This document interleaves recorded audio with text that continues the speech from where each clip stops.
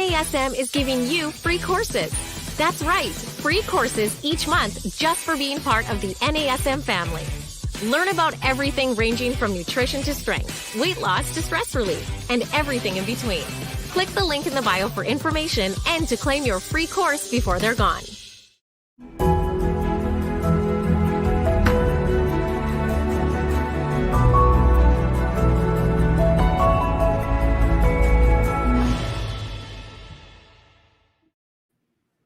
Hello, friends, and welcome to our Strong Mind, Strong Body podcast. I'm your host, Angie Miller, and today we are going to talk about imposter syndrome.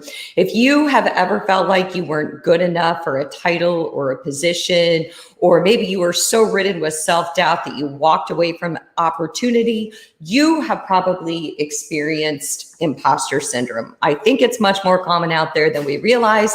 Maybe we just never gave it a name. But I have a wonderful friend and expert out there who loves to talk about imposter syndrome. And I sought him out specifically to cover this topic. His name is Dr. Bryan Price, and he is a retired lieutenant colonel in the Army. He formerly taught at West Point, and he owns Top Mental Game, where he works with athletes and leaders and helps them overcome imposter syndrome. And I figure if Bryan can help athletes and leaders overcome imposter syndrome, he can help you and me. So welcome, Bryan. How are you today?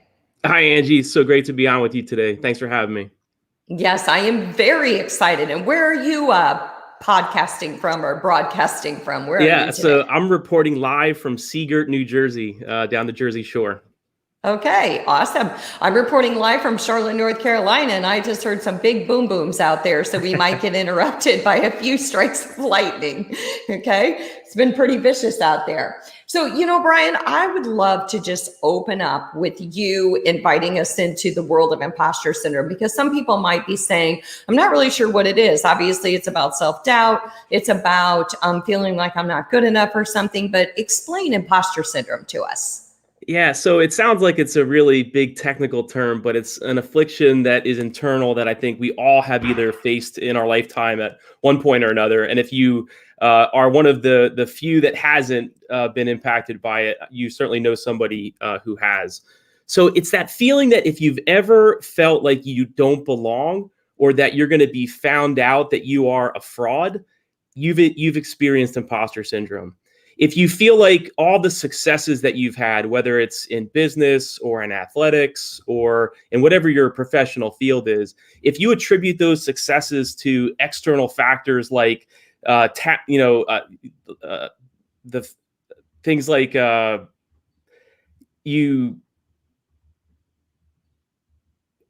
outside factors, right? Timing, those sorts of things. Versus if you're not suffering from the imposter syndrome, then you're going to attribute those things to talent, skill, or hard work. So all these things kind of take place in terms of how we view imposter syndrome. Sorry, I was a little bit muddled there. I just had a big bang outside. You know what? I totally get it. My brain gets very readily hijacked. So when somebody else's brain gets hijacked, I'm like, yes, I can relate to that.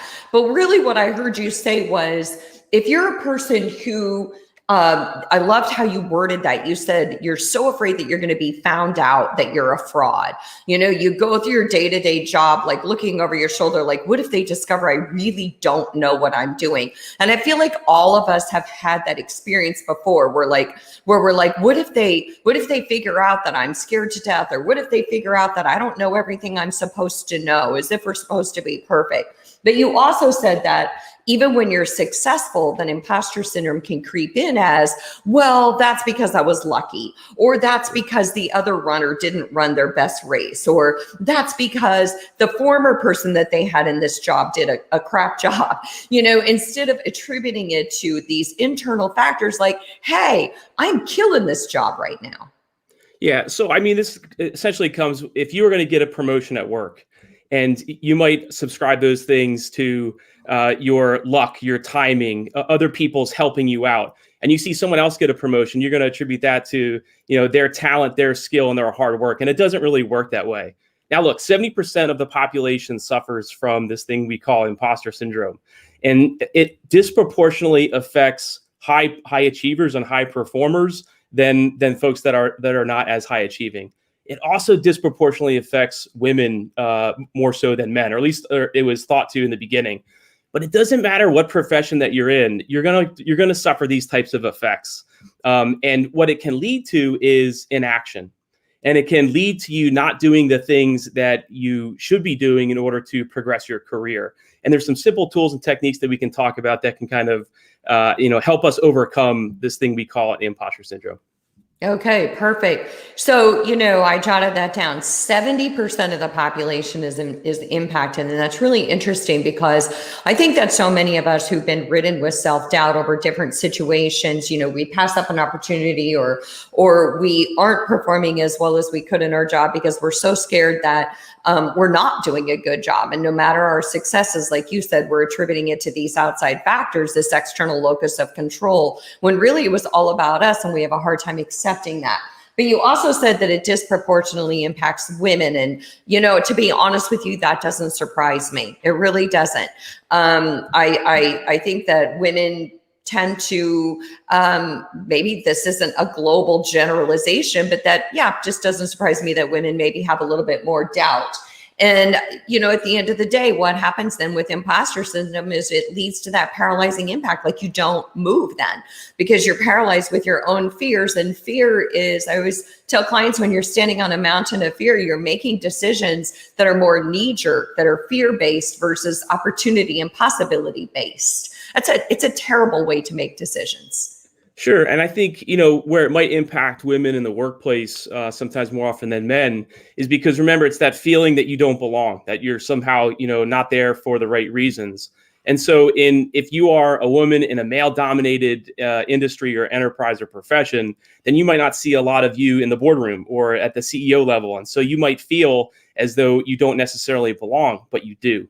And the downside to that is, it can lead to a lot of inaction and you not taking advantage of opportunities that are before you. I'm glad you brought that up because actually the training industry was disproportionately male for many, many years. And often those who train performance athletes is still disproportionately male. When I came on with NASM as an educator, as a female educator, I remember struggling with the imposter syndrome. And I think all of us females on the team did because it was always a very male dominated team. And so you're right, when you're in a male dominated situation, sometimes you look over your shoulder and wonder if you actually do belong there. And I think this is critical for trainers to hear because it does impact all of us. And what I love is that you're saying it impacts high achievers even more. And I'm going to go out on a limb and say that's because as high achievers, we push ourselves further, stronger, faster. We know we want it. We feel inherently that we're ready, but yet we have a lot of doubt because it's out of our comfort zone, right? If you're not pushing yourself, you have no reason to feel the imposter syndrome. Yeah, I think where the danger is for high performers that do suffer from the imposter syndrome, the one thing is it's a motivating fuel for you to achieve more and more and more. But the downside to that is there is no ceiling. And so it can lead to feelings where you don't appreciate and value the fact of where you are. And that perfectionism, sometimes imposter syndrome also manifests itself in how we receive criticism.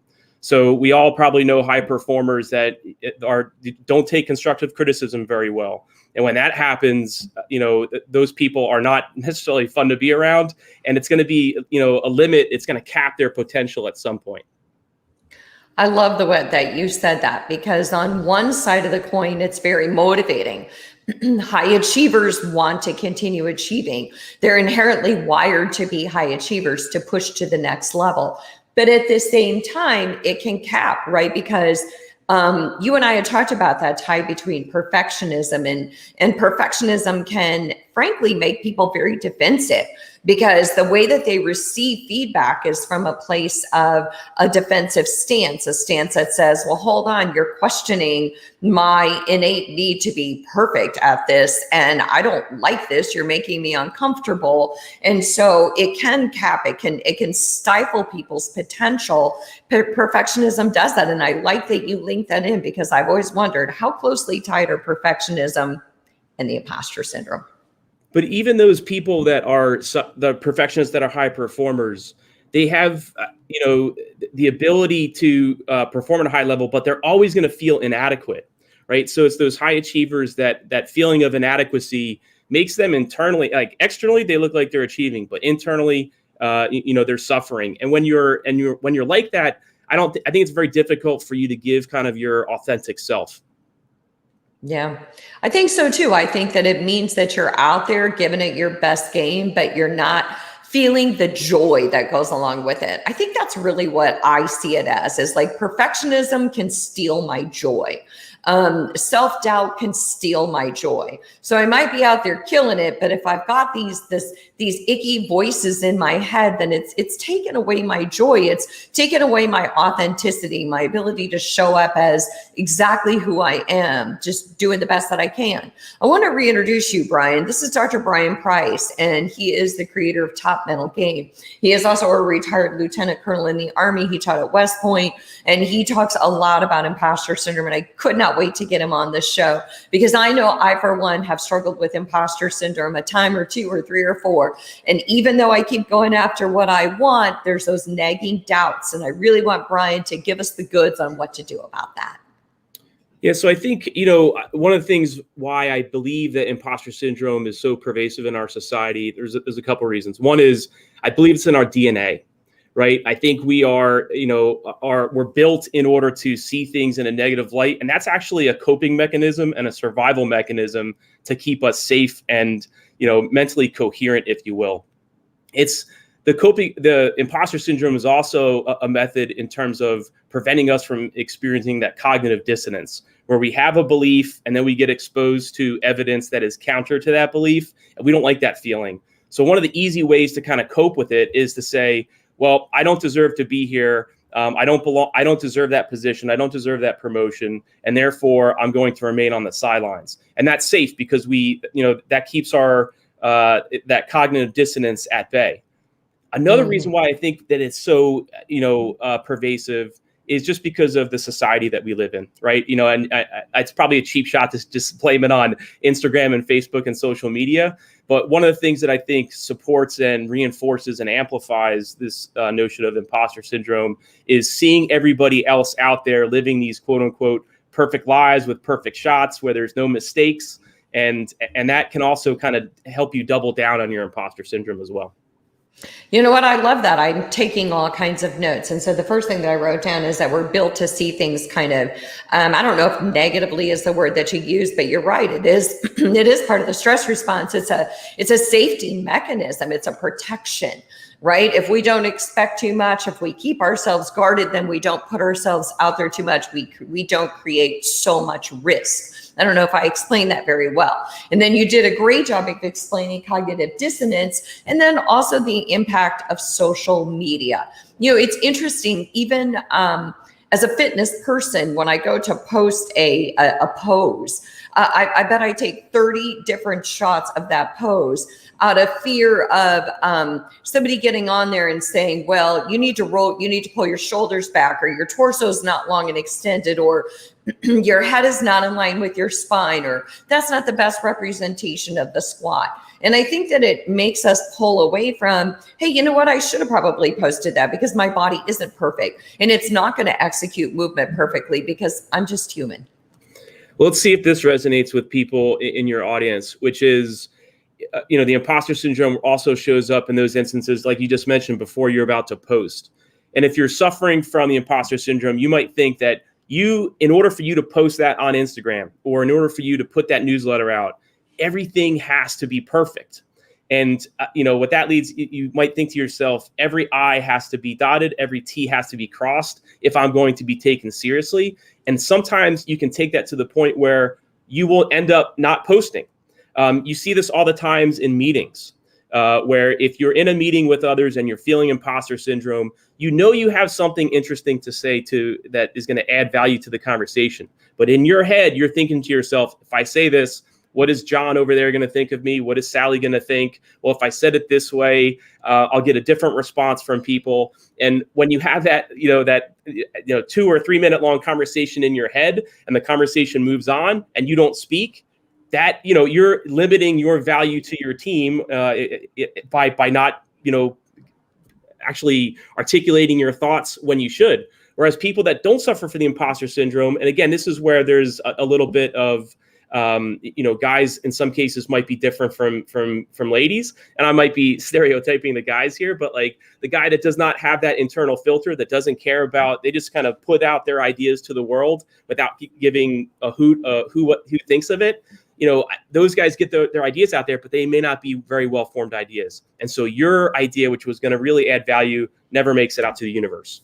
I got to tell you something, Bryan. Sometimes I love people who don't have a filter. Like, I'm telling you what, sometimes I look at them when I'm in situations, meetings, or, I look on social media and I'm like, man, in my next life, I'm going to come back as somebody who's like, woohoo, just put it all out there, baby. And don't give a second thought but you're right. What happens, and I see that a lot. You see very quiet people. There's a person, Dr. Stephen Hayes, and he invented or came up with acceptance and commitment therapy in mental health. And he was debilitated by severe anxiety and was a professor and would have to leave meetings and have panic attacks and would never be able to speak up. Now he's like 70 something years old, speaks globally, has completely written the whole, body of research on acceptance and commitment therapy. And so I just see all these ties between perfectionism, anxiety, and imposter syndrome, and how it really does put restraints on us. It's like putting handcuffs and muzzles and locking us in and paralyzing us in our own place, which is really a shame, because I think it would help for all of us who do have that tendency to remember, hey, guess what? If I'm ridden with this much self-doubt and I've made it this far, it's probably because, gosh darn it, I have something to share. And so I should put all that aside and take a chance. So I love everything that you're saying. And I think it begs to be paid attention to. And one last thing I want to say is, speaking of having no holds barred, sometimes I look at the fitness stuff on social media and I practically cry.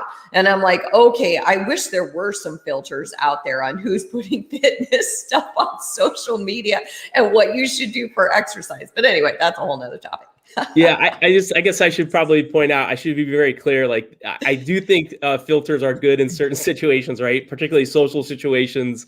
And I'm not saying just put it all out there. But oftentimes I think that, when you overthink things, and, this happens to perfectionists, this also happens to people who are more introverted in nature.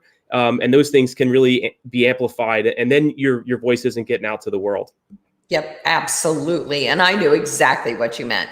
I tease my husband all the time. Don't tell him that he doesn't have a filter. Like, the spaghetti strainer is missing. And there's so many things that should not come out of his mouth that do, that I just look at him like, I know you didn't just say that, but you did. So now you got to pay the rest of the night. Anyway, okay, that's another one.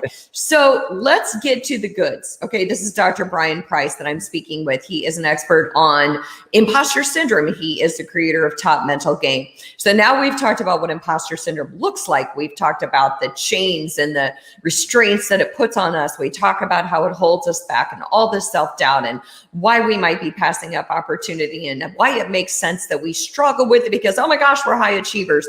But Bryan, the reason why we're here today is I need you to enlighten me. I need you to shine the sun and tell me, Angie and the rest of you 70% impacted, how do we get over it? How do we unleash those tethers? So this is the fun part, right? Is, we've been talking for about 19 minutes now. I imagine people are kind of nodding their heads and saying, yep, I know what you're talking about, but how do I get over it? I think one initial thing is to do kind of a self-audit of what narratives have been important in your life. And what I mean by that is, when I coach business leaders, when I coach athletes and coaches, oftentimes when you talk about imposter syndrome and the genesis of it, they will oftentimes go back to an earlier part of their life when somebody was very critical of them or said something to them that has been rattling around in their head for 10, 20, 30, 40 years. And sometimes I think those narratives can be liberating, but oftentimes they can be limiting. And those same voices pop up in your head when you are about to go do something that you want to do, but now you're being held back by this imposter syndrome. So I'll give you just one quick example on my end that, might resonate with people. I was an athlete growing up. I was always very undersized. I was the smallest player on every single team that I played on. I was able to play 3 sports in high school, and then I went and played at West Point and was the team captain. Played all 4 years there. Was on the All Patriot team 3 times, an All Patriot All Decade team in the 1990s and 2000s to kind of date myself there. But a moment in my life that really kind of changed me in terms of this narrative was when I was going into high school, and I had just been voted the MVP of my previous league, and then I was going into high school, and I was feeling super confident. I used to practice with my dad on the high school field, and then we would go inside to go get a drink back when you can kind of enter schools without any protocols because they had a soda machine in there. So we pop in, and there's the janitor who I knew was a very prominent athlete in my hometown. And he says to me, hey, you look good out there. I just saw you hitting with your dad. You're doing pretty amazing things. He's like, what grade are you going into? Are you going into 6th grade? And I was going to be a freshman. And he just was looking at me face value. But when he said that, I could have taken that at 2 different ways. I could have taken it as, oh my gosh, my athletic career is going to be a mess. I'm never going to be amount to anything because I'm just going to be small and people are going to think that I'm way younger and weaker and smaller than I am. But I took it the other way. And that narrative that I took was, you know what? This is how people are going to accept me. So I need to work harder than everybody else in the room moving forward. So I think number 1 is do a self-audit on those narratives that are inside your head. Maybe it's a parent, maybe it was a coach, maybe it was a teacher that said something to you, and really get real with it. Number 2. So basically what you're saying is you take that narrative and you get to decide how you spin it. You can either use it as limiting or liberating, as you said. So I love it. Okay. So number 2. Yeah. So identify what that narrative is and ask, is it hurting me or helping me? Like really, kind of do the audit. Number 2 is, I think it's okay to acknowledge the fact that you are feeling this anxiety for imposter syndrome. So what do you do about it? Your self-talk is part of this. It goes into the acknowledgement. And when you are going to acknowledge that you are being held back by this imposter syndrome and you don't want to chase a promotion or a position because you don't feel like you're entitled to it, ask what your self-talk is. And, I'll go into more details later on this, but your self-talk is either hurting you or helping you. And so if you see yourself as a positive person that's able to do things, that has skills and talents, then, you need to talk to yourself that way. Number 3, and this is where there's a couple different techniques that are very applicable. It's if imposter syndrome leads us not to act, then the antidote to imposter syndrome is action. I was listening to your podcast a little while ago, and you were talking about the importance of kind of making your bed, right? We've all seen the Admiral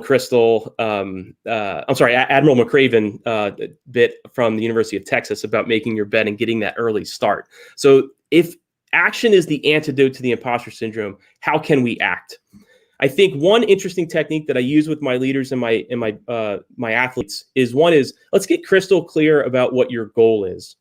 And how can we turn our goal into action? And this is a kind of a multi-step process that gets us there. Number 1 is, what do you want to happen? And so for some of your audience members out there, maybe they're on the fence about, do I open up my own gym and start my own business? And they're feeling that imposter syndrome is preventing them from doing that. And so one is to say is, take that goal and turn it into an affirmation in the present tense. Some interesting things happen when we say things, when we go from, I want to be a highly successful gym owner to I am a highly successful gym owner, right? So take it from the future tense of I want, in the future I will, to I am. And so you internalize that. Then ask yourself, what does a gym owner do? What does a successful gym owner do in these different situations? Would a gym owner hem and haw over 2 days over one Instagram post? Or would they get it to the 80% mark and launch it? Would they would a gym owner not pick up the phone and call somebody that can help advance their career? Or would they, get through that imposter syndrome and cold call it? And so by asking yourself that question of what does whatever you want to be do, and then act on it, you can get through the imposter syndrome. Here's the interesting part. It also works when you fail and when the imposter syndrome wins. So for example, if, let's say on a Friday, you say you're going to call some individual that's really going to help advance your career. It's an important business deal, and you have to get it done. But you ask yourself, what would a successful gym owner do? They'd pick up the phone and call. But you don't. You let the imposter syndrome win. When you wake up the next morning, ask yourself, I just failed last night, right? Like, acknowledge that. I failed last night. What would a successful business owner do now? He'll pick up the phone and call, right? And so that's one technique for people to do that. Another one is, I believe it's important to find a person in your life that is a mentor or a friend that's going to be able to tell you the business. I don't usually recommend going to your mom. You were just talking about your daughter before, because sometimes as parents, we can see the world almost through totally rose-colored glasses. And so you'd want somebody that you can trust, but someone that's professional and that can help you talk you out of your ridiculousness when it comes to this imposter syndrome. And then the last technique that I think is useful, I know I'm really giving you a lot here, so we'll probably have some discussion after this, is to treat yourself like a defense attorney. And so what do I mean by that? If you acknowledge the fact that your imposter syndrome is holding you back, and you recognize that your self-talk is saying you're not good enough, you're not smart enough, it's really limiting your action, ask yourself to be a defense attorney. And what evidence would you bring to the table to counter this ridiculous argument that you are not good enough for whatever activity you want to do? And give yourself some hardcore evidence and some closing arguments. So, for example, if you have always been able to figure it out in the past, and yet you still have this imposter syndrome, if you've been able to achieve great success in the past, and yet there's another opportunity in front of you that you want to take, but you're saying, I'm not good enough, go back to that, be a defense attorney and see what kind of interesting closing arguments you can make to get yourself out of this ridiculous notion that you're not enough. So, Bryan, that was amazing. Actually, that could be, just the tips to overcome it could be a textbook, an article, a whole complete episode. And so I do want to recap because these are really, really critical. And I think that it begs to kind of go back over everything and sum it up. And so I was taking some notes, and basically you started with the self-audit. And so you have to start with what narrative has been important in my life? What was the genesis of this narrative? Was there somebody who gave me some information early on? And is that either it's going to limit me or it's going to liberate me? I'm going to recognize that this was narrative. And if I let it liberate me, then I'm going to recognize that maybe it didn't serve me. Or in your situation, you discovered, hey, people are going to see me as small. So I'm going to have to show them that small can go out there and get it on the field. And that's what you did. So it became liberating. And the second thing you said was acknowledge the anxiety of imposter syndrome. So acknowledge that you've got a lot of self-talk going on and that your self-talk is very critical. And I think that's really important to do that, to sit down with your self-talk. I've had so many people on my podcast who've talked with me about self-talk and the value of that. And I always tell my clients, you know what is that song that's playing over and over and over and over again in your head? That's your self-talk. And I want you to write it down because we need to claim it to tame it. And we need to figure out what we're going to do with it. And then I think the third thing that you said was that imposter syndrome makes us inactive. Like it keeps us stuck and it paralyzes us. And so what do we need to do? We need to do the opposite. We need to take action. And so one of the things that you talked about was making it a goal. And instead of saying things like, I want to be a successful gym owner, I am a successful gym owner. I have an interesting story about that. When I was writing a bio years ago and I was sending it in to do a presentation like a decade ago. And the gentleman who got my bio actually picked up the phone, called me up and said, I need you to change what you're saying in here. He's like, you're speaking about yourself like you want to be these things. You are these things. And I'm like, but I'm not anymore. I don't teach at a university anymore. And he's like, but you are these things. These are the things that you have accomplished. Don't speak about them as if you aspire to be them or that they are no longer you, because you always take those experiences with you. And then you talked about what would a successful blank do? A successful gym owner, a successful person who wants to present at this leadership seminar. And then find a mentor. And your last one was probably my all-time favorite. Treat yourself like a defense attorney. How would you defend the opposition? How would you get out your gavel and say, but if that weren't true, what would be true? Yeah, because oftentimes, what's holding us back are these arguments, these self-imposed limitations that live in our head that may or may not be true. There's that old phrase of like, don't believe everything that you think. And so when it comes to being the defense attorney, you want to, if you're going to acknowledge that you're feeling this way, all right, well, let's get all the evidence out on the table, right? And let's see if we are able to come up with enough evidence to say, no, this is a ridiculous notion. You would never be able to convict on this evidence and material. The defense rests and move on. I love that. When you and I had a conversation, so I hope I did a substantial job of recapping, by the way. Did I do an okay job of recapping? Yeah, fantastic. I should get you with some of my students at Seton Hall to recap some of my lectures because you did a great job. Okay. I'm good at like the soundbite version, man. Okay. So Yep. Good. I'm glad that I didn't miss anything. One of the things that you and I talked about, you had told me that you teach people to separate their self-esteem from their trade. And I was so fascinated by that. And I would love if you would share that. What do you mean by that? Yeah, so I think it's very dangerous these days. Whether again, you're in the business world, you're a student, you're an athlete, where you try to tightly couple your identity, your self-esteem with what you do.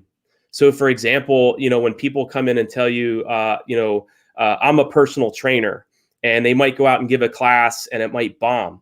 Well, then if you have that tight coupling between who you are and what you do, then your performance is going to impact your self-esteem.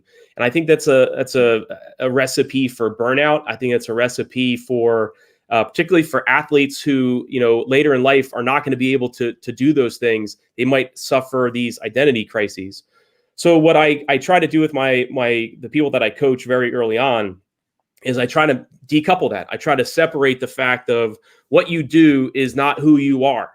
So yes, you might be, I'm Bryan, the baseball player, but don't say that. I am Bryan, the awesome, husband, father, coach, teacher, professor, scholar, those sorts of things.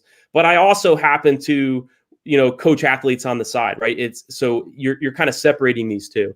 And if you don't, I think you run the risk of, when you do fail, internalizing those failures. And again, this goes back to at the very beginning when we were talking about the imposter syndrome. You are attributing the success of yourself when you suffer from imposter syndrome to outside factors, whereas you attribute the success of other people to their talent and hard skills and work. So I like that decoupling.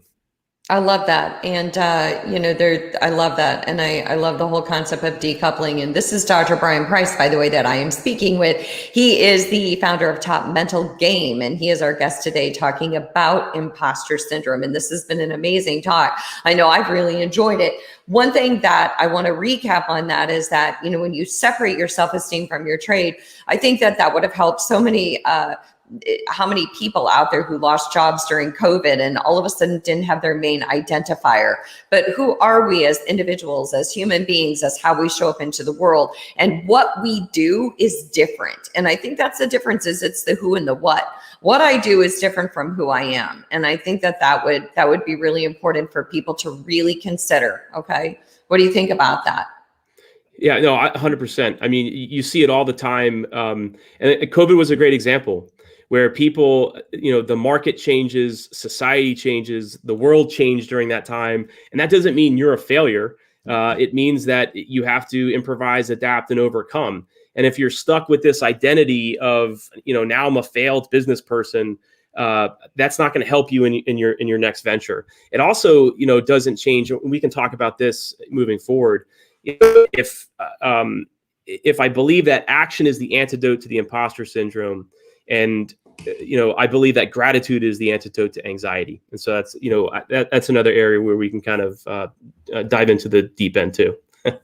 Yeah. It's funny because I had the gratitude gurus on like a month ago, and that's exactly what they said, is that gratitude is the antidote to anxiety. So I love that. I love that whole concept. Bryan, there's one last thing that I want to ask you before we go today. And by the way, I do want to say that what I really hear in this whole thing is whether you're a CEO, whether you are a business owner, whether you're a personal trainer, no matter what you are, you could even be a mom or a dad or whatever it is, that imposter syndrome seems to impact all of us in the same kind of general way. And we can all overcome it using the same tools, right? We may feel its impact as an individual because we're human and the experiences that we have sink in with us differently, but we all can use these tools to effectively overcome it no matter our position in this world, right? Absolutely. Absolutely. I could not agree more. Okay. So the last thing I want to ask you is you and I talked about process over outcome. And you said that you tell athletes to focus on process over outcome. And that I actually do a presentation on motivation and I talk a lot about that. Don't focus on, I have to run 5 miles. I have to get through a 1-hour workout. Focus on the process of what you're feeling and experiencing as you're going through that workout. Is that kind of what you're talking about? Yes, with a little, I think, a tint of that, right? So, and I know you do a lot of motivational interviewing with people, so you probably see this all the time in the folks that you're coaching. I think it's all too often we get wrapped up when you ask people about their goals is they want to fixate on the outcome, right? You mentioned, I want to run a 5-minute mile. I want to run a 6-minute mile. I want to make this amount of money. And so I think what people, we're generally good at coming up with what I call outcome goals, but I think what we're really poor at is focusing on the process. And this also is a way to give yourself some armor for dealing with, when you fail at something and you set a goal and you don't come up with it. And what I like to do is to ask, whoever I'm working with, leaders or athletes or coaches, is like, let's get crystal clear about what your goal is. And it's okay if your big, hairy, audacious goal, as Jim Collins would like to say, is going to be something that is an outcome goal. But then I like to get crystal clear on, okay, what is your process to achieve that goal? And what I really like to do with folks that I coach is I say, okay, if that's your goal, what can you do today? What can you do to maximize your chances of achieving your big, hairy, audacious goal? Okay. And oftentimes they will say like, well, maybe I can, and they'll say something off in the future. And I say, no, it's 3:00 in the afternoon right now. What can you do between now and when you go to bed tonight in order for you to maximize your chances of achieving that goal? And so the reason is if you can stick to a process, and by the way, that also empowers the individual to come up with their own process, not the coach or, the leader giving it to the others. They're empowered to come up with it on their own. If they come up with daily and weekly things that they can do, when they put their head down at night, and they've checked all their boxes, they know that at the end of this time that they've given themselves to accomplish that goal, that they've given themselves every opportunity in order to do that. And when you do stick to your process, and even if you don't come up with your outcome goal, you know that you've done everything in your power in order to get there. So you're not going to suffer those identity or self-esteem issues because you've kind of emptied the tank and stuck to your process. Okay, I love that. Of everything you said, I think I love the most just, what can you do today? Today is all we got. What can you do today? So I love that so much. Dr. Bryan Price, I am so glad that you joined me today to talk about imposter syndrome. I think that it was a wealth of knowledge for all of us. And even if we never really thought about ourselves as experiencing imposter syndrome per se, I think that all of the tips and advice that you gave can help us all go after our goals and show up as our best self, no matter what we want to achieve in this world. So thanks to all of you for joining us in the Strong Mind, Strong Body podcast. If you didn't get to listen to our live stream, hopefully you catch us on Spotify or Apple Podcasts. Rate the show and definitely let me know if you have any questions or suggestions for future episodes. So I will see you all later. Have a great week.